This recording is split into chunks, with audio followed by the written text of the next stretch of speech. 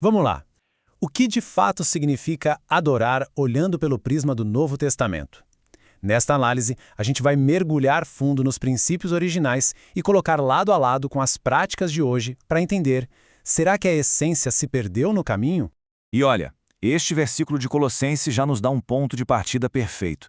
Ele pinta um quadro de uma fé que é viva, que é ensinada, compartilhada e, acima de tudo, expressa com o coração transbordando de gratidão. Essa vai ser a base de tudo o que a gente vai explorar. Então, esse é o nosso mapa. A gente começa se perguntando se a essência ficou para trás. Depois, vamos investigar as 3 dimensões da adoração: a pessoal, a que acontece em casa e a pública.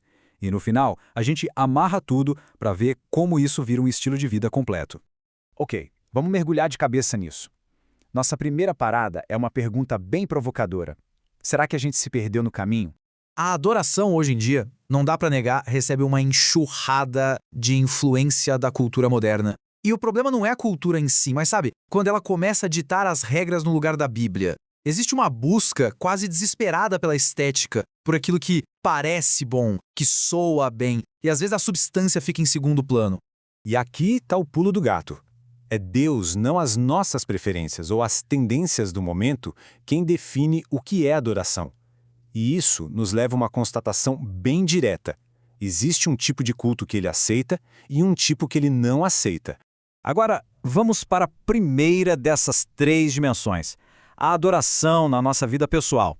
E isso, olha, vai muito, mas muito além do que acontece dentro das 4 paredes de uma igreja. A carta aos Hebreus nos fala sobre oferecer um sacrifício de louvor. Mas o que é isso, afinal? A própria Bíblia explica. É o fruto dos lábios que proclamam o seu nome. Isso não é só sobre música, não. É uma vida inteira que, conscientemente, escolhe adorar, não importa o que esteja acontecendo. É um testemunho que não para. Agora, o mais interessante sobre essa palavra, testemunha, é de onde ela vem. Para entender, a gente precisa imaginar um cenário bem específico: um tribunal. O teólogo John Stott usa uma analogia que é simplesmente genial. Pensa assim, o mundo é o juiz, Jesus é o réu, o prisioneiro. O diabo, claro, é o promotor, o acusador. E quem é a testemunha de defesa? Somos nós, os cristãos. O nosso papel é dar um testemunho a favor de Jesus, tentando mostrar ao juiz quem ele é de verdade. Essa fase do Stott e Emma amarra tudo de um jeito incrível. O nosso testemunho é tão importante justamente porque existe oposição. É no meio de um ambiente que não é favorável que a nossa fé, quando declarada, ganha peso e se torna um verdadeiro sacrifício. E esse testemunho tem 3 partes bem práticas. A vertical é o nosso sacrifício de louvor, a nossa confissão pública. A horizontal é a prática do bem, a ação social. E a relacional é a mútua cooperação, que em grego é a famosa koinonia. Isso significa compartilhar o que temos e lutar contra o egoísmo.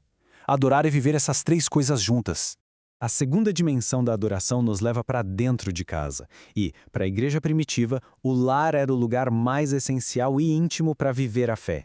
No Novo Testamento, a igreja se encontrava nas casas. Era simples, direto. O foco era total na comunhão, não num grande evento. É fascinante pensar que eles provavelmente ficariam chocados com os nossos megatemplos hoje. O risco de focar só nos templos, como a fonte sugere, é que a gente acaba criando uma cultura de consumo, onde as pessoas chegam, consomem o culto e vão embora sem criar laços de verdade. Esse trechinho de Atos captura perfeitamente o espírito da coisa. Tinha alegria, tinha generosidade, sinceridade. A adoração acontecia ali, ao redor da mesa, de um jeito orgânico, real. Então, os lares não eram só um lugar para um cafezinho. Eram verdadeiros centros de ministério. Cada casa era um lugar para aprender, para pregar, para orar, para fortalecer a comunidade. Era o coração da igreja pulsando. E isso nos leva naturalmente à terceira dimensão, a reunião pública. O que acontecia quando todo mundo se juntava? No culto público, cada elemento era muito focado, muito intencional. A palavra de Deus estava no centro, e a música era uma resposta a essa palavra. As orações, o encorajamento, tudo servia para fortalecer a comunidade. O objetivo final era um só e muito claro: glorificar a Deus, não entreter pessoas. A base teológica disso tudo era sólida como rocha. Eles sabiam que só podiam se aproximar de Deus pela graça, através da fé. Tudo era fundamentado na palavra, centrado em Cristo e mirava uma única coisa: a glória de Deus. Ponto. Bom, agora é hora da gente juntar todas essas peças e ver o quadro completo que se forma. É importantíssimo lembrar, não estamos falando de 3 tipos de cultos separados. São 3 dimensões que estão totalmente conectadas: a pessoal, a no lar e a pública. Juntas, elas não formam um evento semanal, mas sim um estilo de vida. Resumindo a grande ideia, então, a adoração do Novo Testamento não é algo que a gente faz no domingo. É um estilo de vida que a gente vive todos os dias e que, como consequência, culmina na celebração de todo mundo junto. E aqui chegamos no ponto central. O erro moderno, segundo a fonte, é essa tentativa de fabricar no culto público uma experiência emocional, que, na verdade, deveria ser o transbordamento natural de uma vida de adoração. A reunião de domingo deveria ser a colheita, e não a tentativa desesperada de plantar, regar e colher tudo em 1 hora.